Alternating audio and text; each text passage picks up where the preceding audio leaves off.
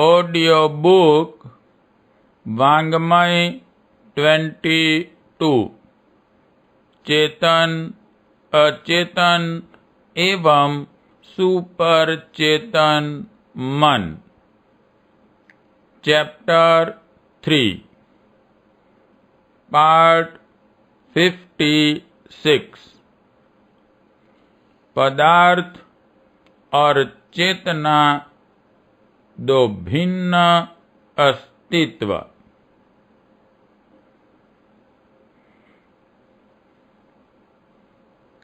इंद्र, अग्नि, वायु, आकाश आदि सभी देवताओं का ब्रह्म ने आवाहन किया।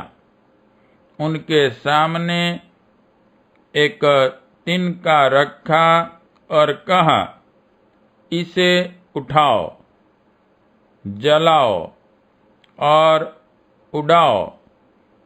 पर एक नन्हे से तिनके को हस्तांतरित करने में कोई भी समर्थ न हुआ। तब ब्रह्म ने उस तिनके को उठाया, फूंक मारकर उड़ाया और जलाकर भी दिखा दिया। पराभूत देवताओं को उपदेश देते हुए केनोपनिषद में ब्रह्म ने समझाया कि शक्ति का केंद्र शरीर नहीं, आत्म चेतना है। शरीर तो जड़ है, उसका अभिमान नहीं करना चाहिए। इस आख्यायिका में बताया है कि मनुष्य के शरीर में विभिन्न पदार्थों की सम्मिलित शक्ति होने पर भी यदि चेतना नहीं है तो मात्र पिंड कुछ नहीं कर सकता। सर्वशक्तिमान चेतना है, आत्मा है, जड़ शरीर नहीं। यह चेतना शरीर से स्वतंत्र अस्तित्व है। ऋग्वेद की ऋचा नंबर 1/177/3 का कथन है, यह जीवात्मा अनेक मार्गों द्वारा शरीर में आता है।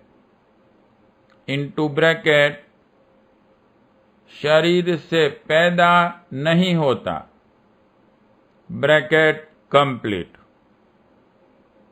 शरीर से पृथक होता है, अविनाशी और इंद्रियों का रक्षक होता है। वह शरीर के साथ भी रहता है, शरीर को छोड़कर भी रहता है। पाश्चात्य वैज्ञानिक अभी कोई ऐसा प्रयोग नहीं कर पाए जिससे आत्मचेतना के अस्तित्व की पृथक अनुभूति की जा सके। पर योग साधनाओं द्वारा आत्मा को बोध गम्य बनाने वाले भारतीय योगियों ने ऐसे प्रमाण प्रत्यक्ष प्रदर्शनों द्वारा प्रस्तुत किए हैं, जिनसे पता चलता है कि आत्मा अज्ञानवश शरीर के व्यापार में आसक्त पड़ा रहे। यह अलग बात है, पर वह है स्वशासी, अपने नियंत्रण में आप। एक बार सुप्रसिद्ध योगी देशबंधु की इस मान्यता को कुछ डॉक्टरों ने अमान्य किया। फलस्वरूप बम्बई मेडिकल यूनियन की ओर से श्री देशबंधु का प्रदर्शन कराया गया। उसे देखने के लिए बम्बई मेडिकल कॉलेज के छात्र, स्टाफ तथा अन्य विशिष्ट नागरिक भी एकत्रित हुए। डॉक्टर बसंत जी रैले उनके शरीर परीक्षण के लिए नियुक्त किए गए। श्री देशबंधु से कहा गया, यदि आप जानते हैं कि चेतना को शरीर से भिन्न किया जा सकता है, तो आप दाहिने हाथ की नाड़ी क्रिया को शून्य करके दिखाएं। श्री देशबंधु ने लंबी श्वास प्रश्वास क्रिया की, गहरी सांस ली और उसे बाहर निकाल दिया। दाहिना और बायां दोनों हाथ बाहर निकाल दिए। श्री रैले ने देखा, बाएं हाथ की नाड़ी यथावत धक धक कर रही थी, पर दाहिने हाथ की नाड़ी में संचालन की जरा भी गति नहीं थी। दोबारा फिर वैसा ही करके उन्होंने दाहिने हाथ की नाड़ी चलाकर दिखा दी और बाएं हाथ की नाड़ी गति को शून्य कर दिया। डॉक्टरों की टीम आश्चर्यचकित रह गई, जबकि योगी देशबंधु ने विभिन्न प्राणायाम क्रियाओं द्वारा सारे शरीर की नाड़ी संस्थानों को तो गतिशील रखा, किंतु हृदय की गति को बिल्कुल रोक दिया। हृदय गति रुक जाने पर मनुष्य एक भी क्षण जीवित नहीं रह सकता। पश्चिम अभी तक कोई ऐसा प्रयोग नहीं कर सका कि शून्य गति हृदय को गति देकर मृतक को जिंदा कर दिया हो, जबकि प्रत्यक्ष उदाहरण यह था कि शेष शरीर जी रहा था और शरीर का इंजन हृदय फेल पड़ा था। श्री देशबंधु ने कहा, आत्मा स्वतंत्र द्रव्य है, उस पर केंद्रस्थ होकर आश्चर्यजनक दिखने वाले हर काम संभव हैं। डॉक्टरों ने उस समय यह तर्क किया कि संभव है यह सब आपने हिप्नोटिज्म द्वारा लोगों को सम्मोहित करके दिखाया हो। इस पर उन्होंने दोबारा प्रयोग किया। इस बार एक्सरे कार्डियोग्राम द्वारा विधिवत हृदय की जांच की तो भी परिणाम ज्यों का त्यों रहा। श्री देशबंधु ने इसे महज खेल बताते हुए कहा, आत्मचेतना नाड़ी संस्थानों द्वारा इस शरीर से संबंध हैं। यह क्रियाएं और कुछ नहीं, केवल मात्र वैक्स नर्व के नियंत्रण का परिणाम है।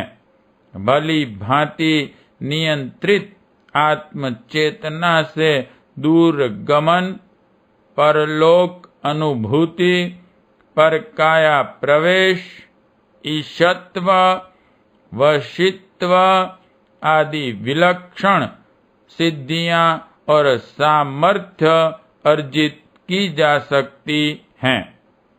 अणु से विराट बनने का श्रेय इन साधनाओं द्वारा ही समुपलब्ध होता है। योग मार्ग न सही, ऐसे अनुभव पाश्चात्य लोगों ने भी किए हैं और माना है कि शरीर की मुख्य चेतना अपने स्वतंत्र अस्तित्व में वस्तुतः रह सकती हैं। द्वितीय विश्व युद्ध के दौरान अगस्त सन 1944 को एक फौजी अफसर को हुआ। यह ऑफिसर स्काउट कार द्वारा जा रहा था, तभी जर्मनी की एंटी टैंक तोपों का सीधा प्रहार हुआ। ऑफिसर जिस गाड़ी में था उसमें और भी विस्फोटक पदार्थ भरे थे, उसमें भी विस्फोट हो गया। उस समय की स्थिति का वर्णन करते हुए ऑफिसर ने द्वितीय विश्व युद्ध के मित्र राष्ट्र गैजेटियर में लिखा है, जैसे ही विस्फोट हुआ मैं 20 फुट दूर जा गिरा। ऐसा लगा मैं 2 भागों में विभक्त हो गया। मेरा एक शरीर नीचे जमीन में पड़ा तड़प रहा है, उसके कपड़ों में आग लगी है। भय से वह अपने हाथ पैर बुरी तरह हिला रहा है, किंतु दूसरा शरीर इस शरीर के ऊपर आकाश में हवा की तरह तैर रहा था। मैं अपने रूप को स्वयं पहचानने में असमर्थ था, पर वहां की हर वस्तु, सड़क के पार का युद्ध दृश्य, झाड़ियां, जलती कार, मैं सब कुछ देख रहा था।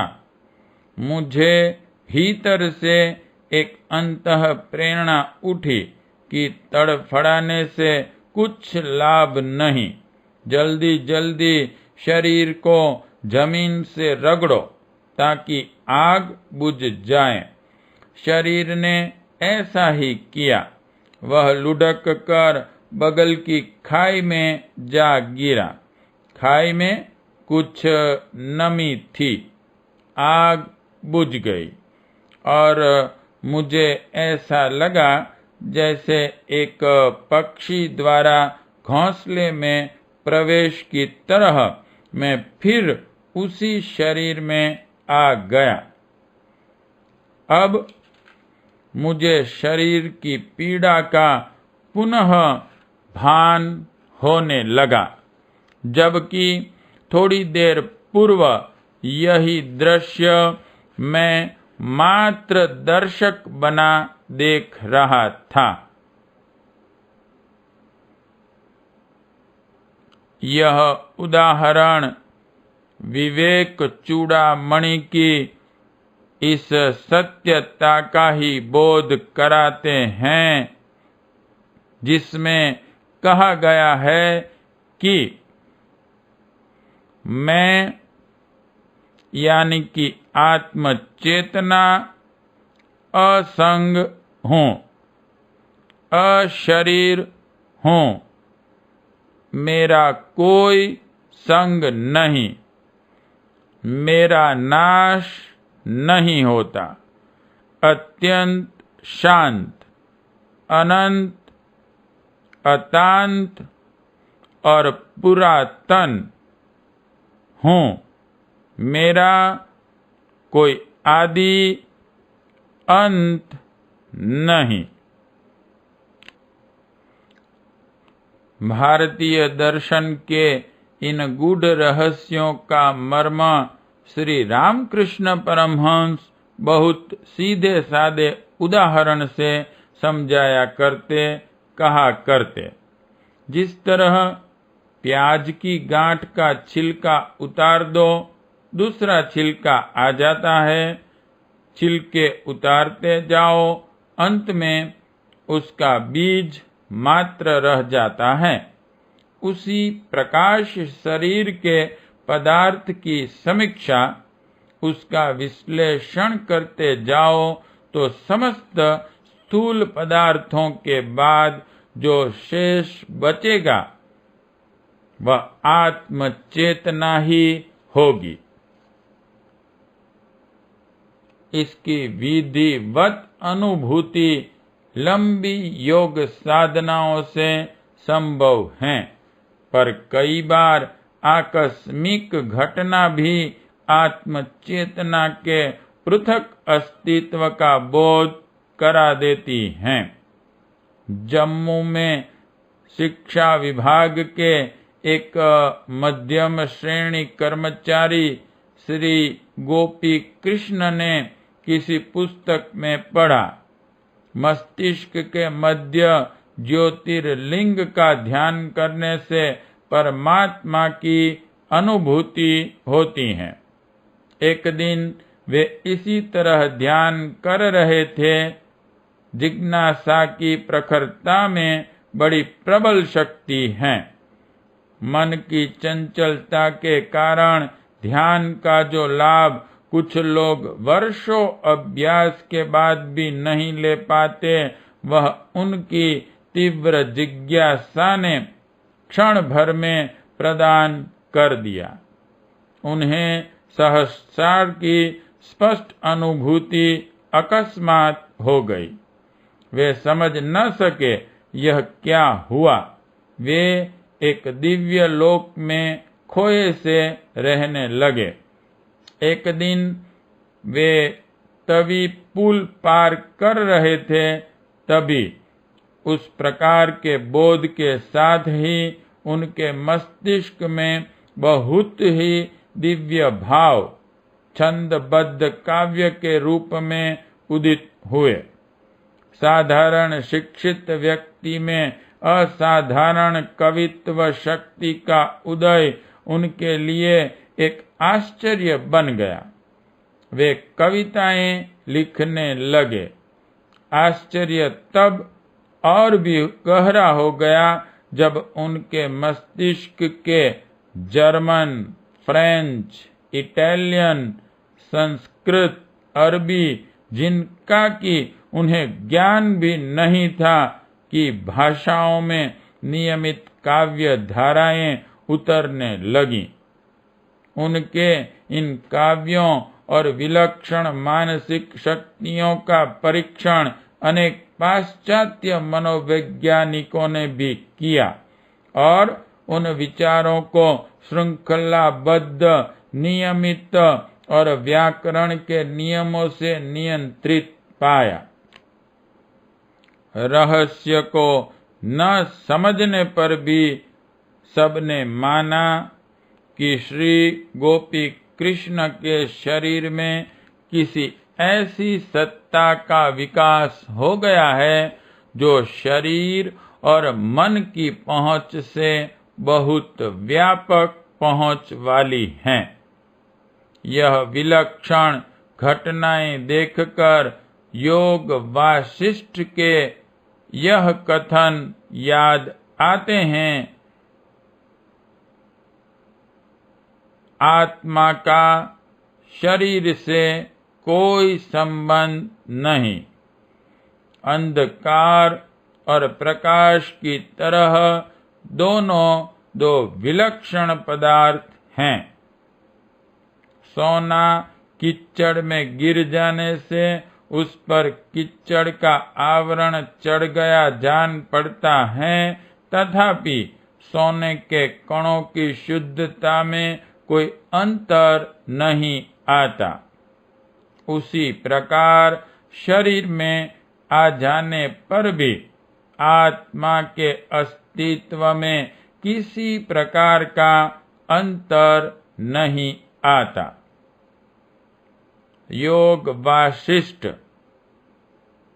मंत्र नंबर 6/1/6/6 and 5/5/25।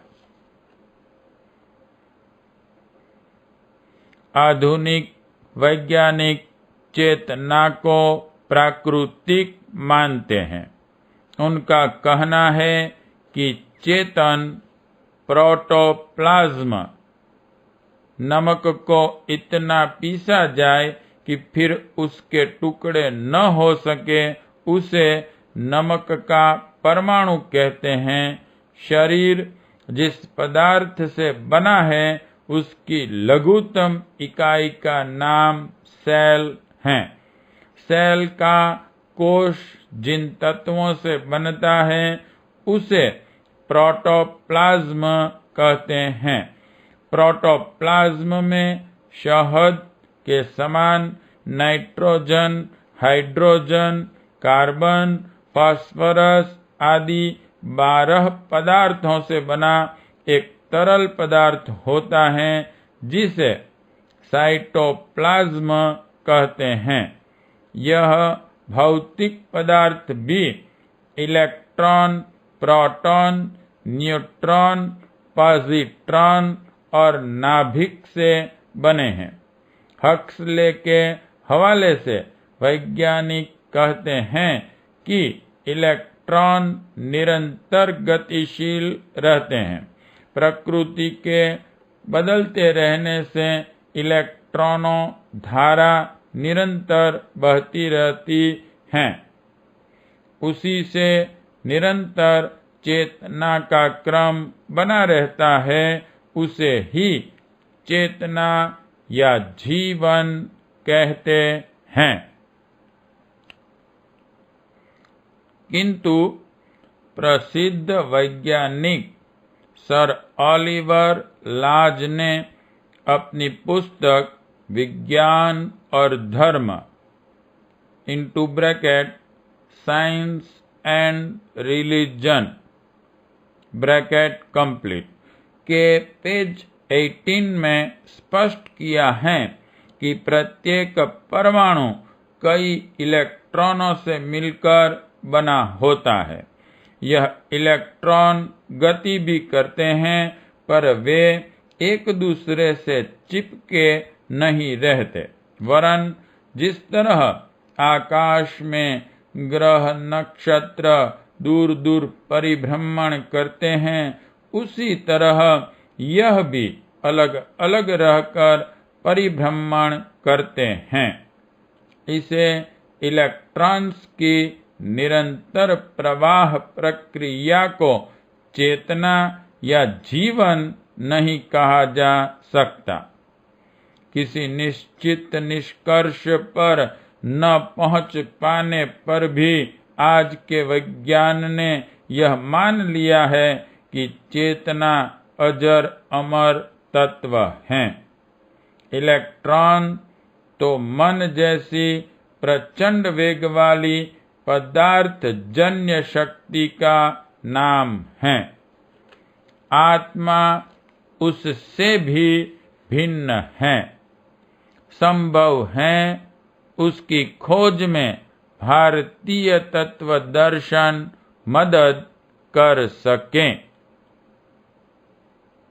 पार्ट 56 समाप्त।